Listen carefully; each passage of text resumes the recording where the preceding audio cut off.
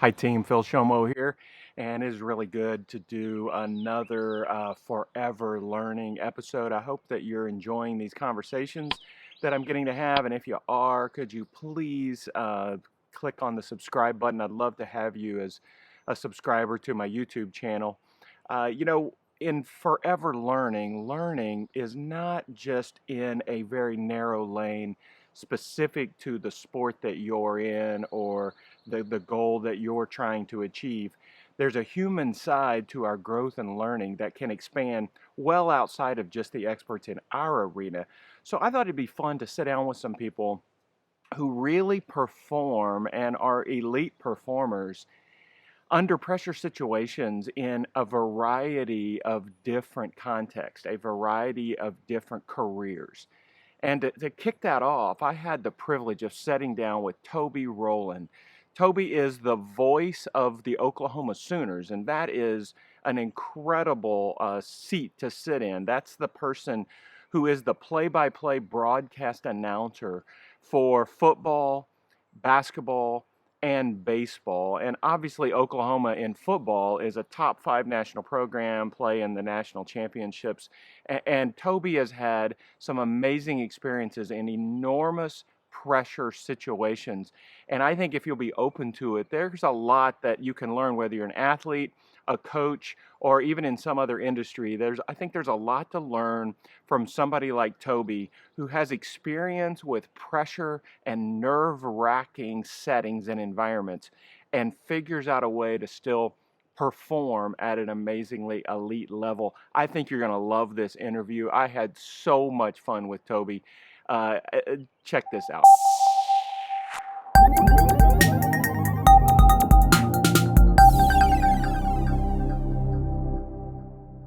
Really excited to be focused on my emphasis on forever learning, and I'm taking a little twist today by reaching out to some people who perform in the midst of pressure all the time. Super glad to have Toby Rowland, the voice of the Oklahoma Sooners, with me today. Toby, great to have you, man. Thanks. I'm tickled pink to get to talk to you in a formal setting like this, Phil. So Toby is my cousin. We'll just get that out of the way right now. And, I've got some favorite Tobys in the world, but you are my favorite Toby in the family, without a doubt. Appreciate that. I will not tell Toby Keith that you said that. He doesn't live too far from here. We don't want to make him angry. So. Well, I'm a fan of Toby Mac, the musician, yeah. But all of you pale in comparison to Toby from The Office. So that's right. That's the Toby Hara. Remember Toby Hara, the third baseman? Baseball player, yeah. Yeah. There's a few of us out there. There's a few of you. Well, it is good to have you. And I know you've had back surgery, I think maybe about 3 months ago. How's the recovery coming? Are you back on the course? I am cleared to be back on the course. Unfortunately, since Monday when I got clearance, it's been raining pretty good around here, so I haven't got to swing a club yet, but I'm itching to. But yeah, we had back surgery, lower back surgery 3 months ago to this week, and I feel great. I feel better than I have in a long, long time, and anybody who's ever gone through any back pain out there knows I didn't know until the last year and a half or so how miserable it is. So as much traveling as I do in my job, sitting on airplanes and long car rides and buses, I was in pretty bad shape. And so they finally did some surgery and got me all fixed up. And I'm raring to go. I need this quarantine to end so I can get out there and do something. All right, man. Well, so, it's a little intimidating, Toby. You are a pro talker. So, I like talking. You're a pro talker, and, I like looking good, but if I'm standing next to Brad Pitt, one of us is a pro and it's not me. So it is. All joking aside, man, it's really, really awesome to see you. And I've heard a rumor that your 9-iron is your best club in the bag. So there's a story out there that you have hit some amazing 9-irons in your life, in particular animals. Yeah, only once. I've only been effective with the 9-iron once, and the story you're talking about is famous in these circles on the radio. I had a gopher in my backyard several years ago, some sort of a varmint anyway, and it was making holes all over the place. And we couldn't figure out how to get it to stop eating up our yard. So we put some of those, Home Depot poison pellets or something in there, and it got a hold of something, and it was staggering around drunk in my backyard. And I didn't know what to do because we had a gopher foaming at the mouth, staggering all over the place. So he wasn't far from being gone, so I just helped finish him off. And I grabbed a 9-iron to do it, and I'm not sure PETA would approve, but I didn't know what else to do in the situation. So it's really the only good 9-iron I've ever hit in my life, but it only took one good swing. You strategically chose which club. That's right. That's right. I wasn't pulling that driver out, man. I like the driver. Yeah. No, the driver would have been too much. I had to finesse it a little bit. That's so man, that is so good. So Toby, you've been the voice of the Sooner Nation, I think for about 9 years now. And anybody who performs with people's eyes on them and in front of critique and all that kind of stuff, there's a certain amount of pressure that comes with that. Do you guys have, I'm sure like some range of listeners on any given Saturday? I'm sure your football broadcasts when the Oklahoma's playing is the biggest. What kind of range of listeners are you talking to on a Saturday, football Saturday? It's a little harder to measure now because it used to be just we were on the radio. Right, yeah. And we still are. We have 35 stations on our network on a Saturday across Oklahoma and the Midwest. And you can, kind of to some extent figure out how many people are listening to that. But now with satellite radio, which streams almost all of our broadcasts, and web streaming services, each of the radio stations and TuneIn Radio that shoot it all over the world now, it's pretty hard to figure out how many people are pulling it down. We do a thing in our broadcast where we ask people to send us in where are you listening from? Sooner fans around the world, where are you listening from today? And it's one of our favorite things because invariably we'll get something from somebody who's serving in the military in the Middle East, or somebody in China who's listening, or all over the globe. We've started keeping a map in our booth, and we've put pins in from everywhere in the world where we've heard from Sooner fans during the game. So I don't have a good number for you. I know it's in the tens of thousands, and if it's a really big game, it's maybe a little bigger than that, but it's enough to make you nervous once in a while. That's for sure. It's enough to make this conversation apropos. All right, I love it. How about tell us a little bit about how you got in the broadcasting world and where the big break happened. You're in a huge seat now, but I know you've been at it for a while. So. Well, I'm just I grew up like you did. I know Phil, a giant sports fan, and couldn't get enough of it. I think it was the Saints, if I remember correct, for you back in the day, right? Weren't you a Saints fan once upon a time? I never was a Saints fan. Cowboys for a little while, and then a big Bears fan when I was living in Chicago. So I must have, maybe the Bears I'm thinking about, but I know you were a giant sports fan too, and I would collect the baseball cards and played baseball in my backyard by myself. I'd be the pitcher and the hitter, and I'd field it and get myself out, and Cincinnati Reds would always win the World Series every summer in the backyard. There we go. My brother and I had a Dr. J goal in our basement, and we'd play entire 64-team NCAA basketball tournaments. Football, I would listen in the backyard. I'd act out on Saturday afternoons because, when we were kids, all these games weren't on TV. Maybe 1 or 2 games a year you get to see your favorite team. So when I was growing up in Mustang, Oklahoma, on a Saturday afternoon, I'd listen to John Brooks, who was the voice of the Sooners then, and I would act out, Billy Sims high-stepping into the end zone or whatever the case may be as the Sooners played. And then after the OU game for the rest of the evening, I would act like I was the play-by-play guy, and I'd call my own touchdowns and everything. And so, well, I love sports. I played a little bit, not very good, played a little going up, but I was in college at Southern Nazarene in Bethany, Oklahoma, and I was an accounting major because I was decent at math and I didn't know what else to do with that. And it was my sophomore year, and I wasn't loving it. And so had a conversation with my dad about, I don't think I want to do this debits and credits thing for the rest of my life. No offense if there are any accountants listening out there. We need it. I need you. But he said, well, what would you love? You know, what would be the greatest job you could possibly imagine having? And I said, well, the greatest job anybody could ever have would be to be the play-by-play voice of the Oklahoma Sooners. That's God's honest truth, came out of my mouth as a sophomore in college. But short of that, if I could just figure out a way to get paid to go to ball games, you know, maybe be in broadcast journalism or something, that would be great. Professional and I honestly, ball game attender. That was the goal. There you go. I honestly expected him to go, come on, you know, wake up. That is unrealistic. You're having a bad week. You just stick out the accounting thing. And if he had done that, I think I'd probably be an accountant today because you know better than anybody how much I respect my father. Oh, yeah.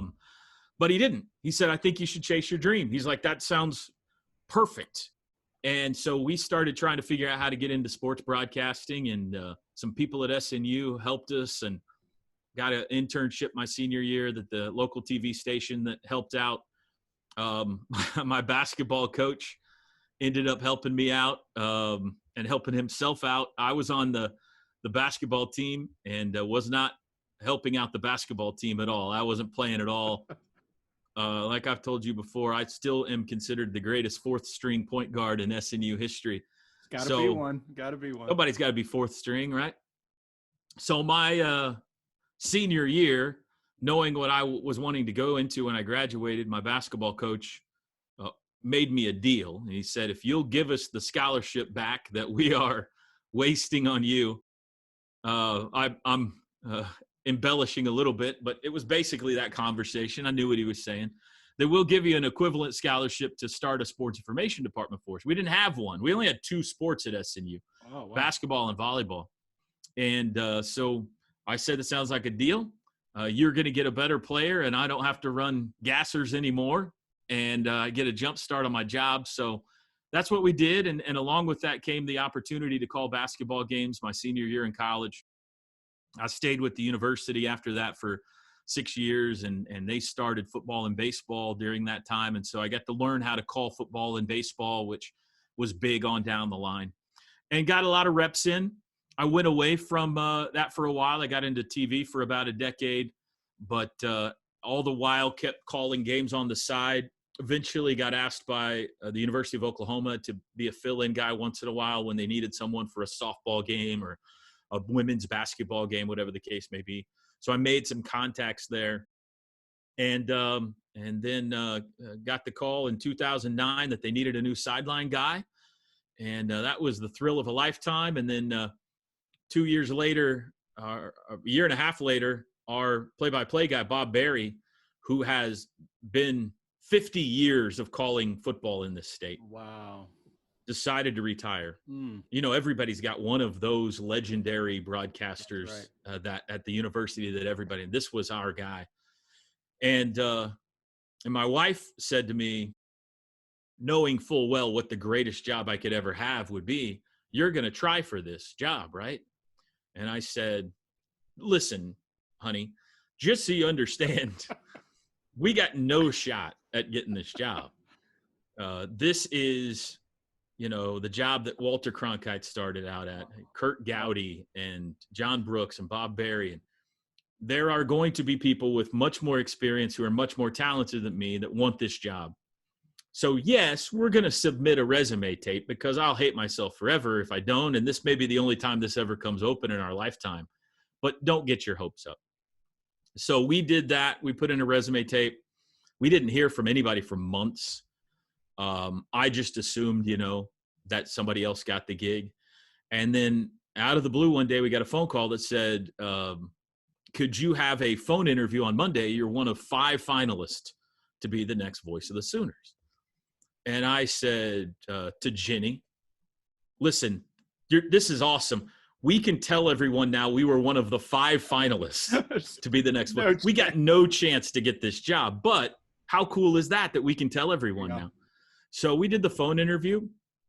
It went great. they said, the next step is in a couple of weeks, we're going to invite the top 3 candidates on campus for face-to-face interviews. If you don't hear from us, assume we've moved on. 2 weeks go by, nothing. 3-4 weeks go by, nothing. So, I assumed they had moved on. Got a phone call, said out of the blue one day, said, could you be on campus Monday morning to meet with the athletic director and the university president? You're one of 3 finalists. I said, honey, you're not going to believe this. We've got no chance at getting this job. But now we can tell everyone we were one of the 3 finalists to be the next voice. I'm sure it's a token interview. I'm the sideline guy. They're being nice to me. But still, that's a nice thing to brag about for the rest of your life. So she was a little more optimistic than me. She made me go buy a new suit for the interviews. Showed up on campus Monday morning. I knew our athletic director really well. I did the interview with him. It went great. He marched me over to the Oval Office at OU. Our president, David Boren, used to be the head of national intelligence for the United States. He was a U.S. senator. He's a very intimidating man. I didn't know him at all. But when I walked in, he knew everything about me. He had some of his people do some research on me, obviously. He knew my parents. He knew my whole family. He probably knew you. He knew every teacher I had in school.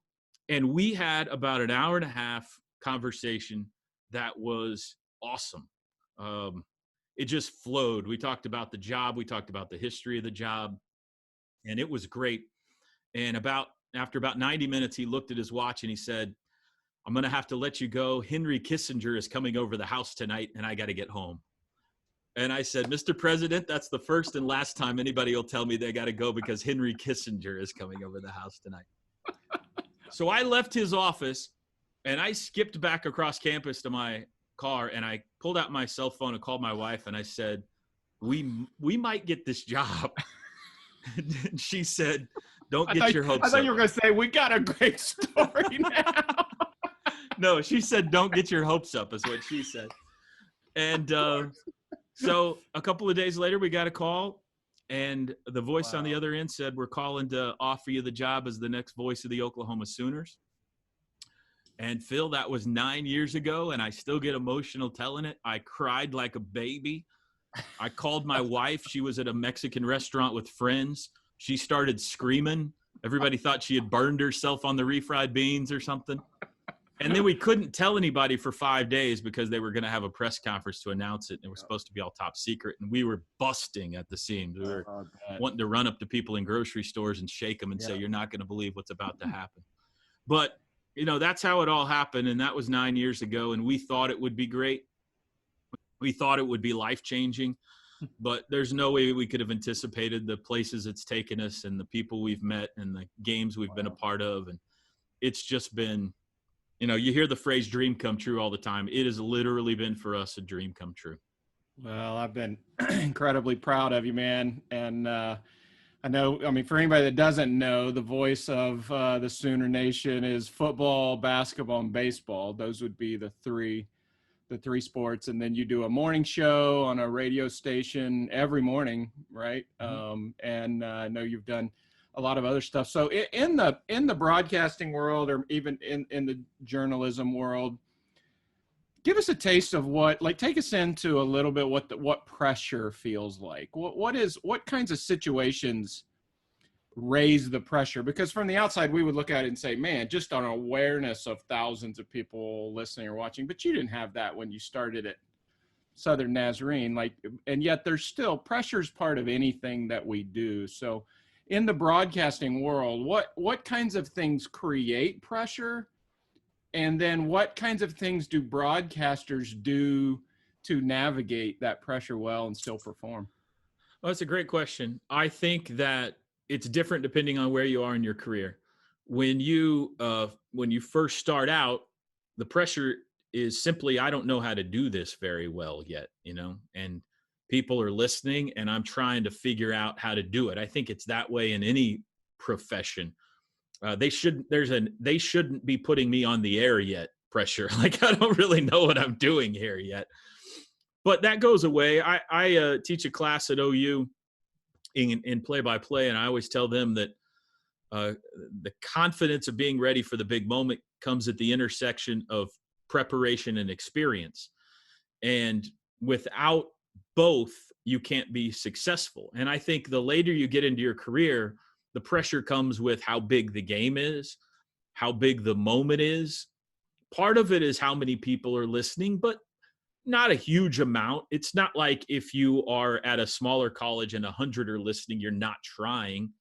Or if 100,000 are listening, you're trying even harder. That's not how it works. I mean, you got to execute the call no matter how many people are listening, but you put some self-pressure on yourself if it's a Final Four game or a college football playoff game, and you know that the audience is extra big that night. But regardless, if you aren't prepared, and there is a lot of preparation that goes into, especially a football game, the charts that you build throughout the week, the interviews that you do, the pronunciations that you practice, the memorizations that you do, everything that goes into it, then when the big moment happens, you're going to fail. You got to be prepared. And on the other side, but I will say, if you've never been there before, you're still going to be rattled. No matter how well prepared you are, if you've never been there before, you're going to be rattled. If you don't prepare, even if you've done it 100 times, when the big moment happens, you're going to be rattled because you know you're unprepared. So you've got to put in the preparation, and you got to get the reps. And I think that's true in sports. I think it's true in a lot of our jobs. You got to hit the driving range. You got to put in the practice. You got to get the reps. You got to practice your free throws, whatever the case may be. And the more games you call, in my profession, the more opportunities you have to put yourself in pressure situations, the more comfortable you get when you get there. But you still can't succeed unless you put in the preparation. Yeah, I relate to that with a lot of the athletes that I work with. We talk in terms of confidence, and confidence feels like such a fleeting, nebulous thing. How do you grab a hold of confidence? But we talk about the preparation creates the environment for confidence to emerge. And then there's an execution of the skill when it's required, which is partly what you're talking about. And then I know, and you've mentioned this to me before, it's the experience, but it's really the evaluated experience. I think it might be Andy Stanley, who pastors the big church in Atlanta, that says experience doesn't make you wiser. It's evaluated experience that makes you wiser. And I know for you, in learning your craft, evaluation of performance has played a big role. Touch on that just a little bit, and how that's helped develop both the confidence, but also maybe that sort of calm, engaged performance. Yeah, I think that, I know that there is no shortage at this level. There's no shortage of helpful advice out there for how you can do your job better. I hear from fans on a weekly basis, even now, that say, I wish you'd do it this way, or I wish you'd do it that way. Or fans will come up to me when I'm out in public at shows and stuff and say, hey, you do a good job. Have you ever considered doing it this way? So you got to be real careful that you aren't just trying to please everybody. I did two things, and I think it's pretty commonplace to try to hone my craft. And one was listen to everything I did early on. When I was at Southern Nazarene and even early at OU, I would go back and listen to every game, every second of every game. Bus rides are great for that, coming home from games or car rides. And I would evaluate what I liked and what I didn't like about what either I did or what the broadcast did. It could be as simple as how I described the running back hitting a hole. It could be a bigger concept of the pregame show as a whole would have flowed better if we had done that. So I think honest evaluation of yourself is very important. The list of things you don't like is much larger than the list of things you like. And it's horrendous to go back and listen to your own voice call a game again, but it's necessary. And you have to, be your own worst critic and evaluate yourself to how you can be better and better and better and better. The other thing is there's a lot of people who have done this much better than I can or ever will be able to. And if you don't try to learn from them, then, you're being a fool, honestly. And So I have listened to Vin Scully. I have listened to Marty Brennaman. I'm a big Cincinnati Reds fan, obviously, and Marty was been the guy for the last 40 years. Bob Berry, John Brooks at OU. Bill Tegans was my boss at Channel 9. He was the voice of the Oklahoma State Cowboys for a while. And, the same thing. You're listening to those guys saying, what makes them great? Why are they so good? Why have they lasted for 30, 40, 50, in the case of Vin, 60 years? And try to not copy them, but just learn from them. And that combined with your own self-evaluation, I think, gives you the ability to try the next time you take the court, next time you take the course, next time a mic's in front of your face, I can do it better this time. Every time you go into a broadcast, you say, all right, this is going to be the best broadcast I've ever had because I've learned from the last one and the thousands before that. So we would look at your seat from the outside and we would think, man, there has to just be stories of pressurized moments. So just go back a little bit, we could probably go throughout your whole career, but let's just start, once you got maybe even the sideline position with Oklahoma, what's one of the first memories you have of a situation or a moment where, your body was telling you, man, this is a nerve-wracking experience? Firsts are always nerve-wracking. For anybody, I think. So there's a couple of different things that bring pressure about in what we do, but firsts are definitely one of them. The very first game I ever did on the sidelines, 2009 for OU. Bob Stoops is our head coach. OU's ranked number 1 in the nation. Sam Bradford's their quarterback.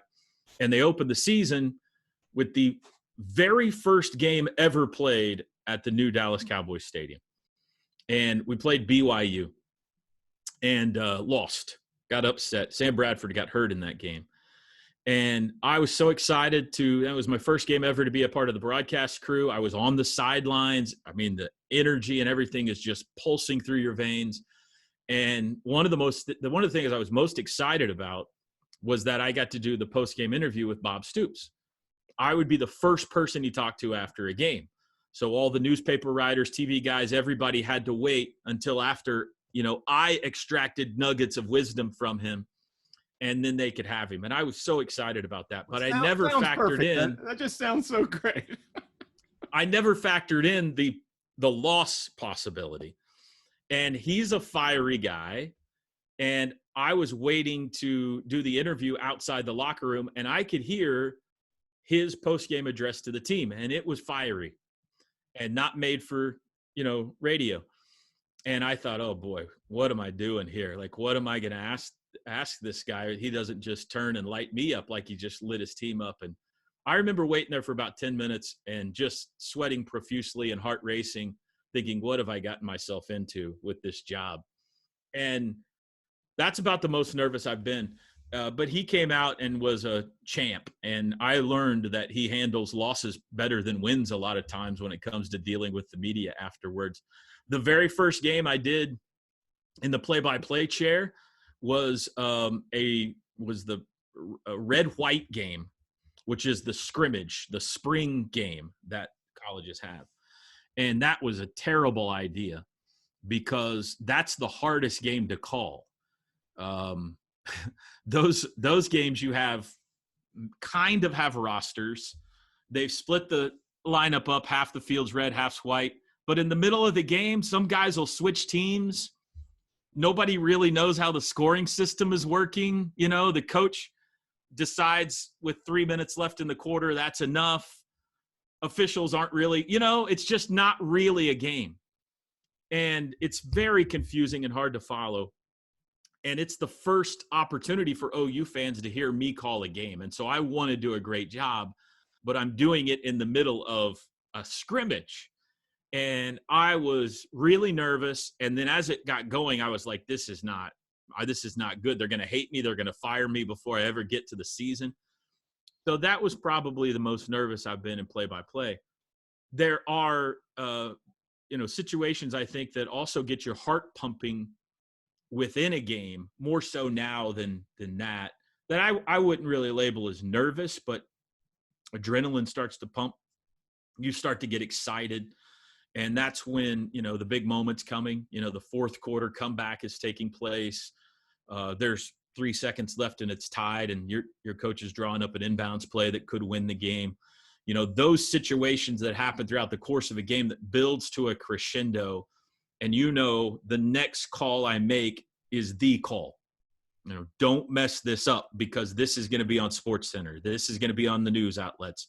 This is going to be on the highlight reel at the end of the year. And if you botch it, they're still going to put it on and everybody's going to laugh at you. So those are kind of but if you hit a home run, then it's great. So those are the anxiety moments that I think now that you have in the course of a game more than first. Not a lot of firsts anymore. Yeah, there's one of the things that's always been fascinating to me, and it's become even more so since I've been working more with athletes, is, we're told by experts that our body reacts the same way to excitement as it does to fear. So when something is producing adrenaline, we have that feeling in our stomach, or we have those sweaty palms, or we have the weak knees, whatever the situation is. But I've always kind of had this sense that elite performers, the very best athletes, and we could name a whole bunch of them, enter those moments with those feelings, meaning excitement, opportunity. This is the best. It's like, I would assume, you've had the privilege of being connected with a national, you've been in the national championship games in football, and you've got Heisman Trophy people, and you've got people performing in those moments at such an extreme level. And I know you yourself, that's what you live for. Those moments are where the fun really is. But so many people, athletes in particular, interpret those feelings, especially probably early in their career, as being, I'm not confident. This means failure. This is going to be a disaster. So just sort of that, we feel the same thing. Some take it as excitement and opportunity. Some take it as, oh no, this is going to fall apart.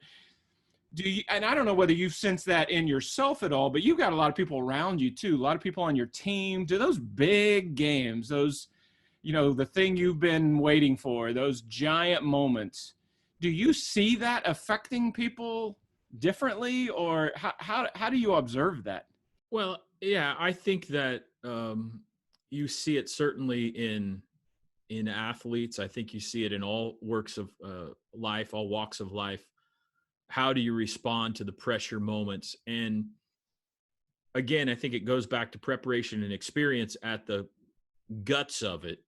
But we remind ourselves, we have 10 people on our football broadcast team, and we remind ourselves before a big game, when it's a big game, all right, everybody just take a deep breath and enjoy it tonight, because we are so lucky to get to do this. There are so many people at small universities and frankly big universities that are never going to get the opportunity to call a game like the one we're going to get to call tonight. And if we're nervous and sick over it, then what are we doing? This is something we should relish and be excited about and bask in it.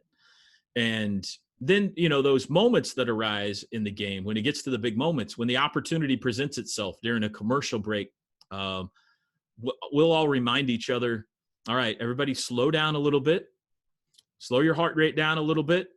And it's better to talk less than talk more. The game is providing the excitement. You don't need to provide any energy here. It's pulsing through the radio right now. There's 100,000 people in the crowd. The people listening at home are on the edge of their seats or walking around, pacing the floor. We don't need to provide the energy. Let's just make sure we do our job accurately and professionally and entertainingly, and just everybody take a breath. And we do that frequently.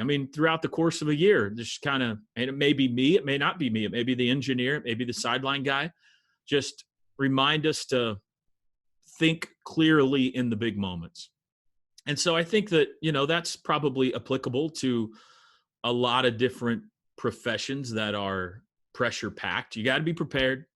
You got to get experience, and then expect to succeed, but forgive yourself when you don't, I mean, because it's great when you deliver the perfect line at the perfect time, but we're all not Vince Scully. And there are a lot of times when I've messed up.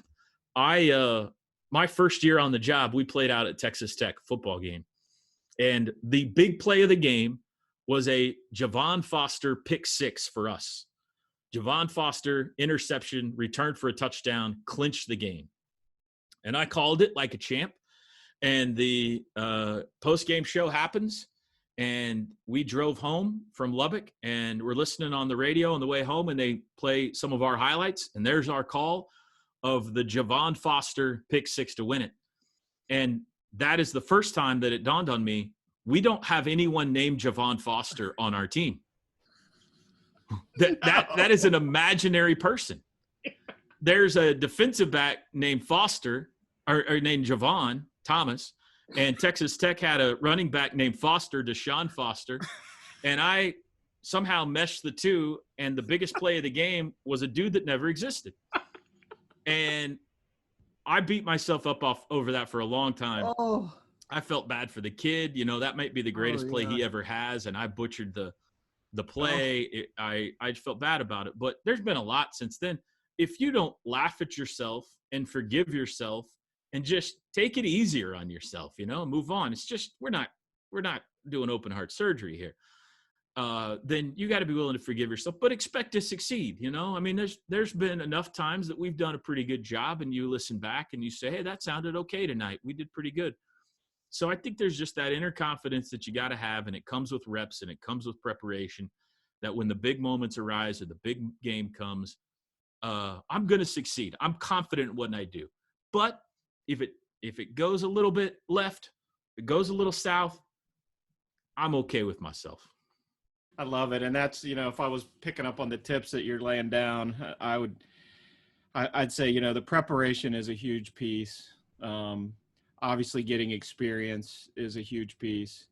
But you just named some actual rituals or routines or things that you've learned and committed to and engage with the people around you that keep things calm and clear, focused. And then, man, that last one, just actually giving yourself a break, that this is a journey and it's not, it's not perfection every single moment. That's just awesome, man. So I'd like to dive into what I'm doing with everybody I do interviews with. I call it the back nine, and base it off of the saying, the Masters doesn't start till the back nine on Sundays. So, the interview is all right up till now, but this is the back nine. So this is the pressure situation. We're entering the pressure part of the interview. We'll see how you handle the pressure performer.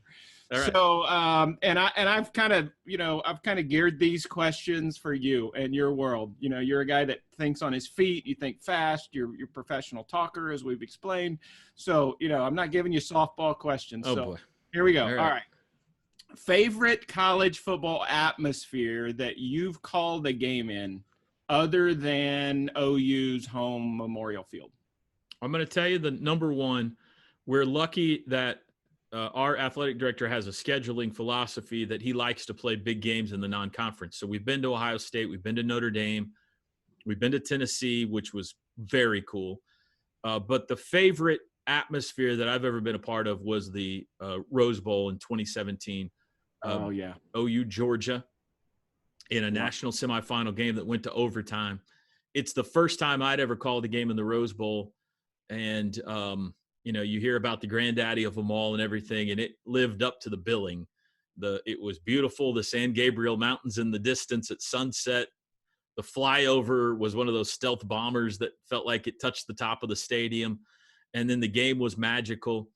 And I remember that night just having goosebumps. It felt like every five minutes. Not to name drop here, but we see the same TV guys a lot.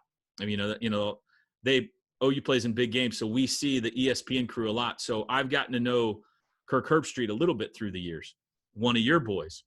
And so he's telling me before the game, and some, I don't know, we were eating or something. about you've never experienced anything like this. Just wait. You've never. And I was like, Kirk, I've called some big games now. I mean, he's like, you've never seen anything like this. So the national anthem's going on, and our booth is right next to the TV booth, and there's a glass pane between us. The national anthem's going on, and you're just getting goosebumps all over because it's just, you know, the game, the magnitude of the game, the setting, everything. And then here comes this stealth bomber that takes the tops off of our heads and just rattles your soul. And I look over at him, and he looked at me and winked and said, I told you so. And then the rest of the night was magical too. So I'd say Rose Bowl's number one. Oh my goodness. I can't even wrap my head around that. All right. Number two, most embarrassing or maybe crazy thing that you've done. You've been doing this morning T-Row in the morning show for years. And what do you start that at 6 o'clock in the morning? That's right. Do you really? Yeah. So 6 o'clock every morning. I'm just picturing there has to be from time to time some very memorable moments. So what would be amazingly embarrassing, crazy, something that's happened in your morning show? We do a lot of stupid stuff. During the quarantine, we argue about a bunch of stupid stuff.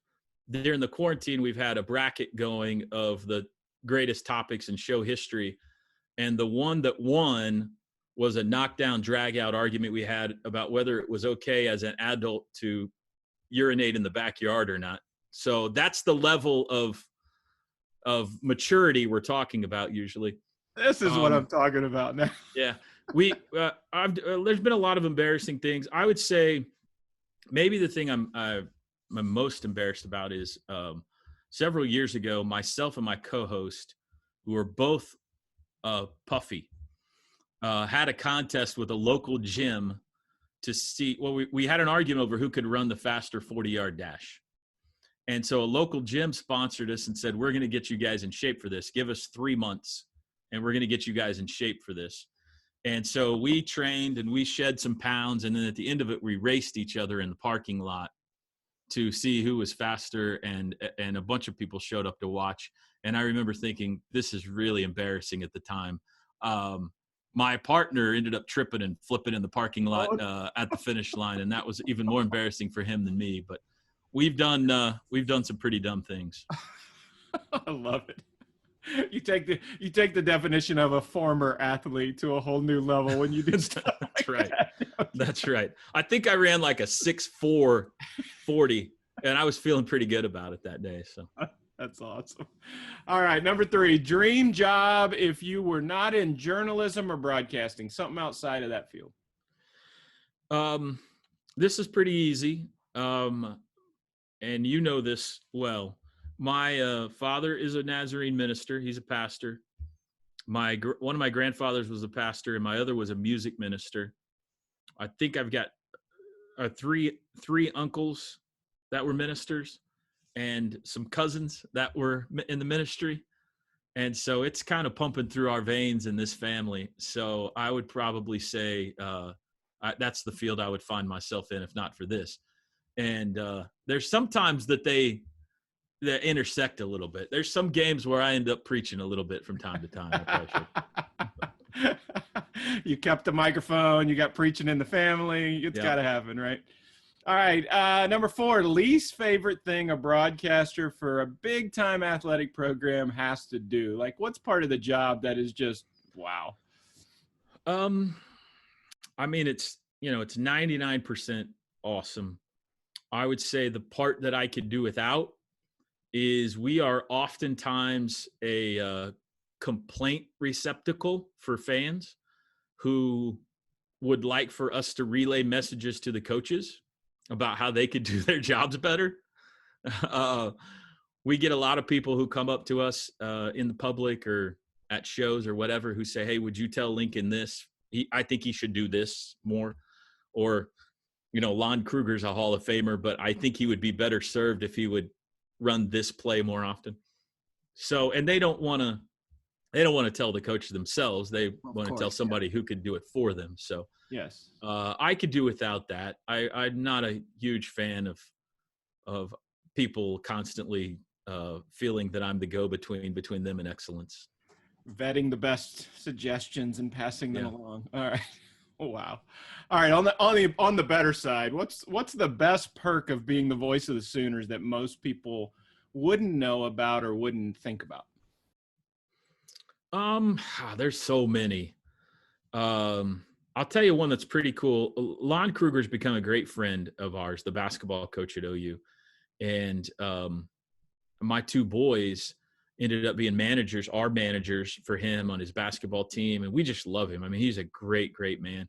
And when we travel on the road with them, he lets the radio crew sit in film studies with the team and take notes. And here's what we're trying to do tonight. And that's cool because, I mean, that's a guy that's won a gazillion games and been to Final Fours, and he's a genius at his job. And just to get to watch him work is really cool. I would say the perk that maybe not everyone thinks about, but I learned to appreciate quickly was just how we travel.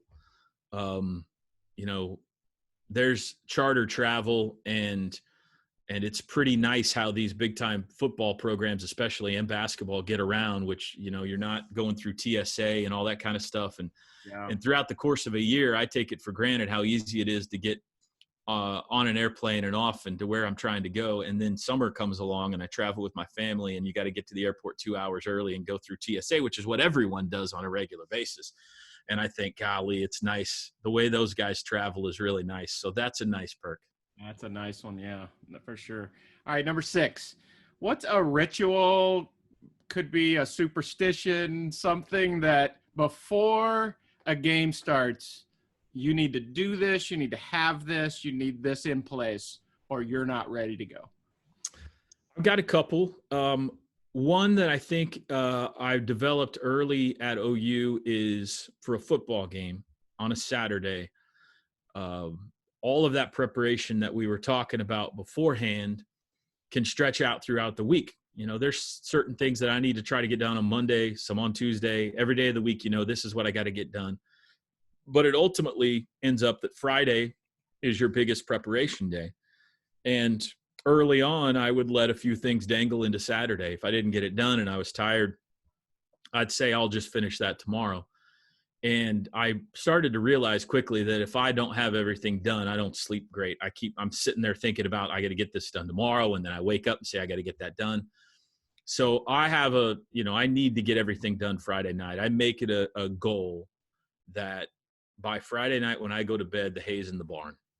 And I can wake up Saturday morning knowing I'm ready and I'm going to enjoy a game day just like everybody else does. And there's just kind of a peace and a confidence that goes about going, I wake up Saturday morning and you get a good night's rest, which I think helps your brain and your tongue and everything work better. Yeah. So that's one. The other thing is just kind of a broadcaster thing. Before a broadcast, I'll go through the alphabet and just exaggerate. I'll find a quiet place where people can't see me because I look like a fool, but I'll exaggerate every letter of the alphabet real slowly and loudly. And it's just an exercise to get your mouth stretched out and your tongue, to work quickly so that when the game starts, you're in rhythm. So that's probably not very interesting to anyone, but if I don't do those two things, I don't feel like I'm ready. I love it. Number 7, one thing that your position as a well-known broadcaster, not necessarily a perk of the job, but something just being in the public eye and being known as a broadcaster has allowed you to do or experience that has just been super cool? Speak to people. I think that's been fun. I talked about the preaching thing. We were kind of joking about it a while ago. I expected that there would be some situations where, you're hosting a banquet or you're emceeing an OU event that goes with the job. I mean, that was understood. I don't think I anticipated that it would open doors to get to, speak to church groups or youth groups or men's groups, prayer breakfasts, do situations like this to where maybe you could share a more personal side of yourself. And my spiritual beliefs are a big part of who I am, and the opportunity to get to share those whenever possible is really cool. And I didn't necessarily think that would come with OU. Maybe with Southern Nazarene, you would expect it. With OU, I didn't. And it has happened quite often. So that's been nice. Wow, that is just so great. That's so great. All right, number 8, one Sooner athlete that comes to mind in your 9 years as the voice of the Sooners that has just either been a great interview every time you get to talk to them, or they just make you personally laugh on a regular basis. If you only give me one, I'll go with Buddy Hield. Buddy played basketball for us. Yeah. He was the National Player of the Year, Yeah. 2016. We went to the Final Four that year. Buddy came on campus as just another guy. He was from the Bahamas, could not speak English very well at all. It was very broken. And what came off the bench and seemed to be a nice enough kid, but we would always try to avoid having him for post-game interviews. We'd tell the sports information director, give us somebody other than Buddy because we can't really understand him very well. And the distance that, from that point to when he graduated as a player, as the ability to speak the English language, he's my favorite Sooner I've ever covered. He had an infectious personality, still does. He lights up a room every time he comes in. He's a great interview. He was obviously a great basketball player. He made himself into he wasn't one of these kids that was just blessed when he came out of the womb. He worked hard to become as good as he did, and was just such a delight to be around. Every time he came on the bus, he was singing and dancing and bopping his head, and you couldn't help but be in a good mood when you were in his presence. So yeah, I think he ranks number 1 for me. Oh, it's so good. I love that. So, you and I grew up Reds fans, and the famous calls that we would associate with the broadcasters we loved, and this one belongs to That's the right. Reds. And then the old left-hander rounding third and heading for home, Yeah. We would associate with great broadcasters phrases that were sort of theirs. So if we were to do a poll of the regular listeners of Sooner Sports, asking them what phrase Toby Rowland is known for the most, and I know you've got a few that I think you're probably known for, what phrase would likely be the number 1 at this point in your career? What's the Toby Rowland phrase? Well, I say "oh mama" a lot, and that kind of happened naturally. That wasn't planned. Early at OU, there was a big play that happened, and it came flying out of my mouth, and it got replayed on some highlights, and it was kind of positively received, and I just decided, let's just keep that going. So I honestly don't do it a lot. I don't do it as much as people think I do. It just tends to be the biggest plays which get repeated a lot. I know But my aunt, your mother, appreciates that line. she thinks it's about her, and that's fine. But I don't think that's the answer. And honestly, you hit on something that I did think about before I started in this job, and that's Marty. And I looked forward every game. I wouldn't turn off the radio until he said, and this one belongs to the Reds. It's important. I'm still mad at the Milwaukee Brewers last year for not throwing Marty's final game so that we could hear, and this one belongs to the Reds one more time. It was his final broadcast. And I don't believe it's coincidence that Milwaukee didn't win another game last season after they argue did that with it to Marty. So they got cursed. Man. But the power of that for me, and I knew what it meant to Reds fans to get to hear that when it was over and your team won the game. You looked forward to it. I looked forward to it. Everybody does. And I thought it would be cool if we could come up with something like that for OU when the ball game is over and we've secured victory, that people would, that I could say that people look forward to. So I say unhitch the wagon and put the ponies in the barn. That kind of happened. I didn't force it. I couldn't think of what to say. And one day, the first year, OU was kicking somebody's tail in Norman. And, every time they score a touchdown, the ponies run out and do a circle and go back in. And they're up like 50, and those ponies have been running all day. And I said, I think it's probably time to unhitch the wagon and put the ponies in the barn. And that stuck. And so that's become the phrase that I think probably I'm most synonymous with. Do you use that for football, basketball, and baseball? Always football. A lot of times basketball and baseball if it's a big enough game. If it's 9-1 in a baseball game, it might not get the unhitch the wagon treatment. But if it's a thriller, it might come out once in a while. Well, I can't tell you how much I appreciate this, Toby. I'm one of my favorite learning practices is to try to take things from various fields and figure out how they translate or apply to the thing that I'm involved in. And if I can help the athletes that I'm engaged with learn from people in other careers and other fields, hopefully that's a characteristic they'll take with them as they go throughout their life. So I think you've got a lot to share, and the gold you've dropped has just been fantastic. And it's just fun to see your face and hear your voice, man. So thank you so much for doing this. Means a lot to me. Thank you, Phil. I appreciate it. It's fun to get to chat with you in a more formal setting like this. And as long as you will buy me a round of golf or something sometime, we'll be even. Hilton Head's waiting for you, man. Come on. I love it. Thanks, buddy. All right. Thank you.